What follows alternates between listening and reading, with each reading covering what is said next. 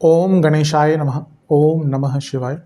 मैं निखिल ज्योतिषाचार्य आप सभी का मेरे चैनल पर पुनः स्वागत करता हूं। आशा करता हूं कि आप सभी स्वस्थ होंगे। महादेव की कृपा आप सभी पर सदैव बनी रहे।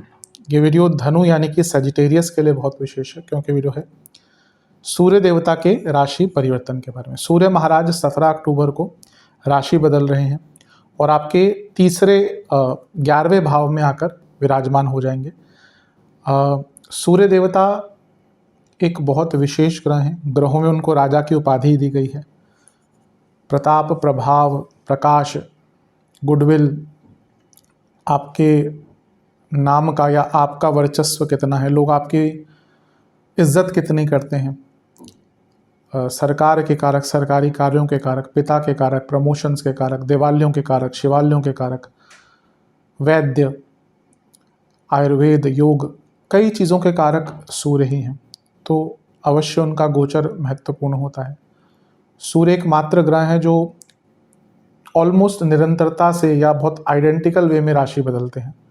17 अक्टूबर 2025 में यहाँ पे आ रहे हैं तुला में। अगले साल भी 17 अक्टूबर को ही आएंगे, उसके अगले साल भी 17 अक्टूबर को ही आएंगे और महीने के मध्य भाग में ही राशि बदलते हैं। तो सूर्य का प्रभाव बहुत है हर महीने में जो हमारे अंदर बदलाव आते हैं।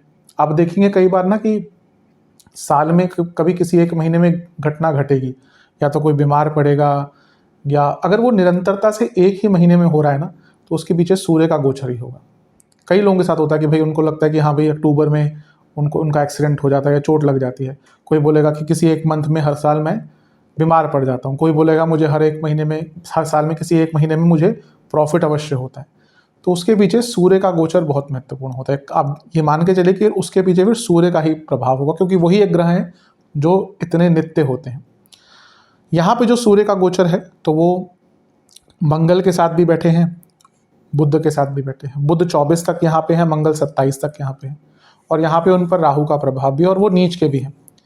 तो इन सब चीज़ों का इम्पैक्ट होगा और यही विवेचना करने का हम प्रयत्न करेंगे क्या अच्छा बुरा हो सकता है। यदि लग्न राशि, चंद्र राशि आपकी धनु है, दोनों ही देख सकते हैं। अलग अलग नहीं बन सकते, हर बार बताता हूँ मैं।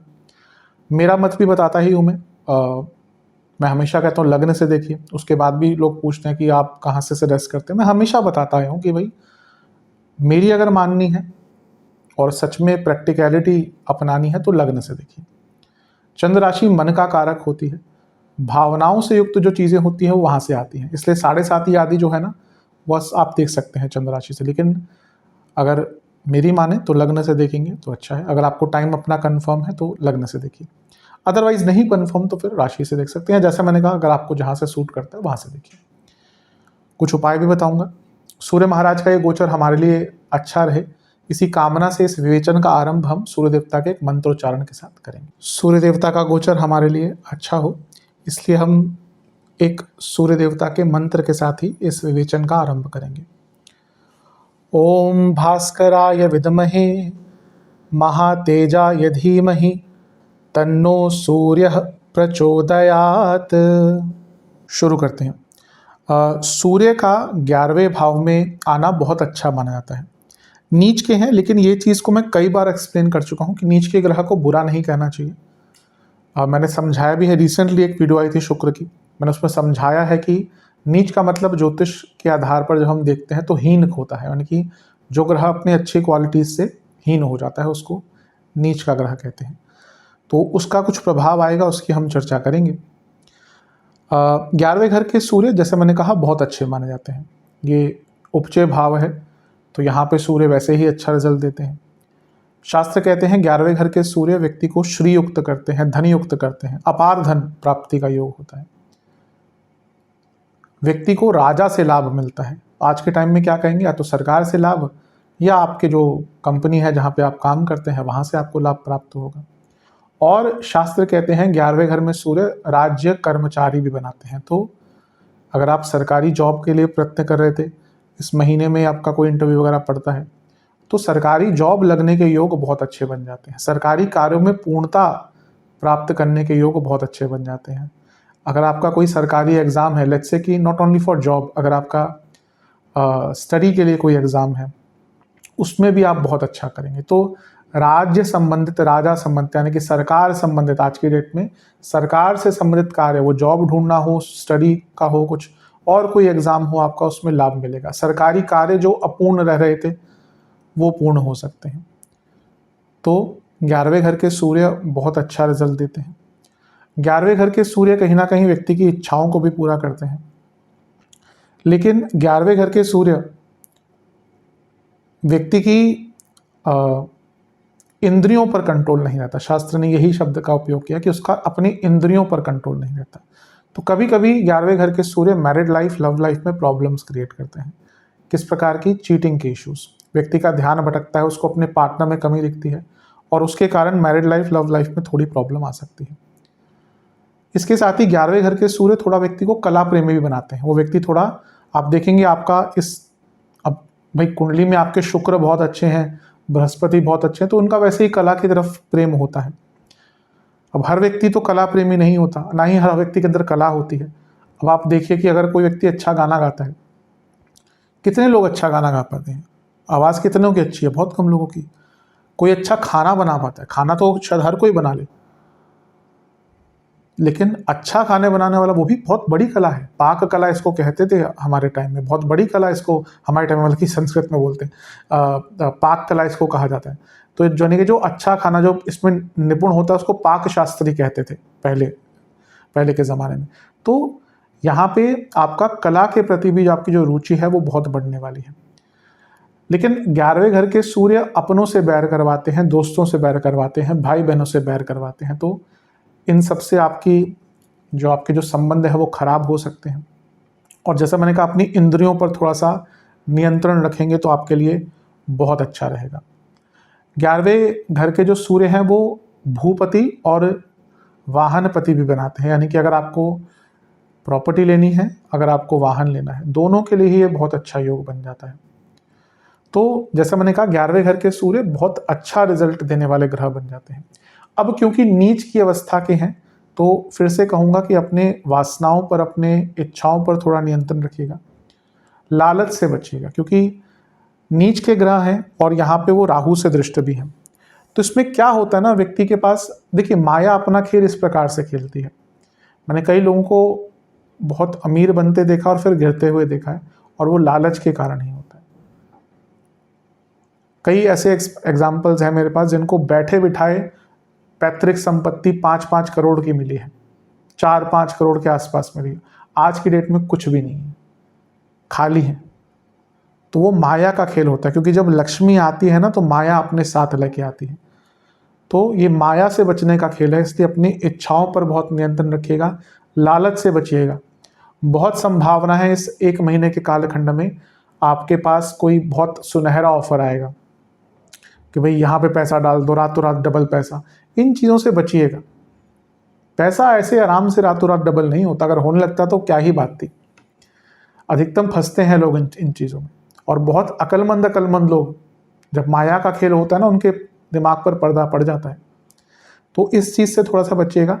और क्योंकि सूर्य नीच के हैं, सरकारी कार्य पूर्ण हो सकते हैं, लेकिन अगर आपका कोई सरकारी काम नहीं, लेकिन जैसे कोई प्रॉब्लम चल रही है सरकार से, यानी कि कोई केस चल रहा है, सरकार के साथ ही चल रहा है, या कोई नोटिस आदि आपके आए हुए हैं, तो उनको पूर्ण कर लीजिएगा, अदरवाइज उसमें प्रॉब्लम्स हो सकती हैं।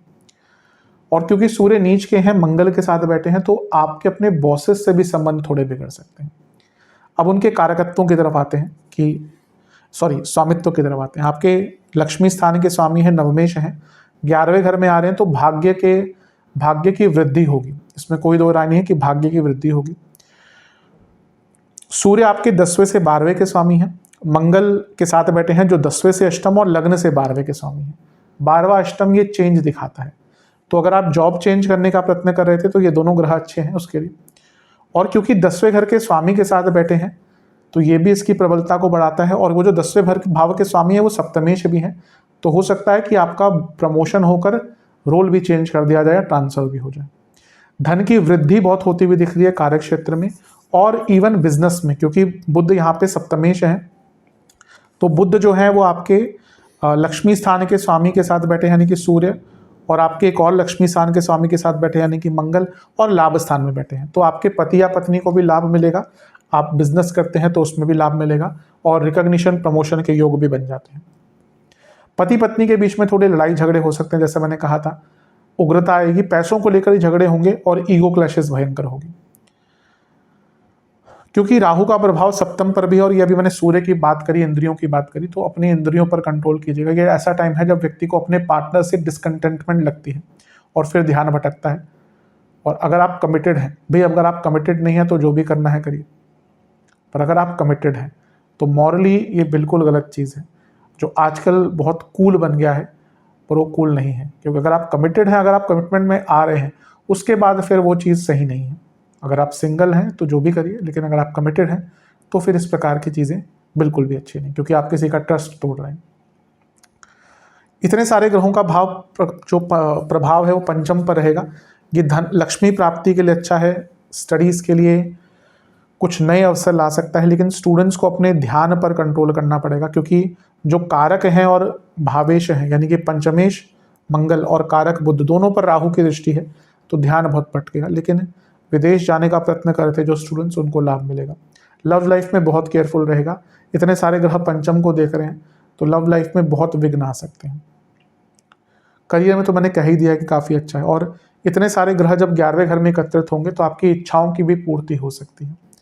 तो कई चीज़ें अच्छी हैं सूर्य के यहाँ पे आने से। जो नेगेटिव चीज़ें मैंने कुछ कही हैं उनका आपको अवश्य ध्यान देना है, क्योंकि मंगल 12वें घर के स्वामी हैं और सूर्य नवमेश हैं।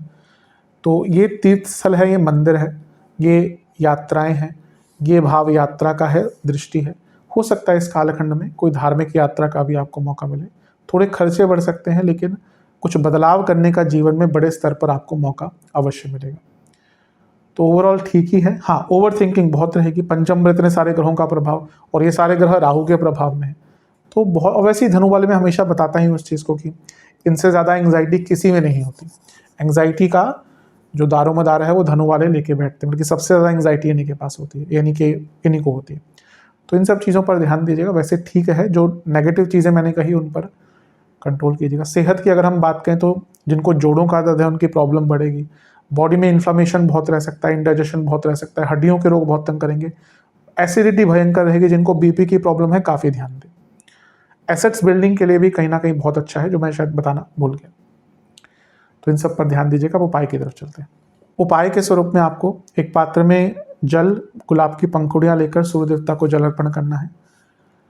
महादेव को लाल चंदन से तिलक करना है उनका, महादेव का गुड़ युक्त मिष्ठान का भोग लगाना है। एक घी का दिया अर्पण कीजिएगा। पुष्प अर्पण कीजिएगा लाल रंग के। फिर ओम अरुणाय नमः और रुद्र गायत्री मंत्र का 108 बार जाप कीजिएगा। आशा करता हूँ कि वीडियो काम आएगी। चैनल पर नए सब्सक्राइब कीजिए, वीडियो को लाइक कीजिए। मिलता हूँ आप सभी से मैं अगली वीडियो में। तब तक के लिए ओम नमः शिवाय।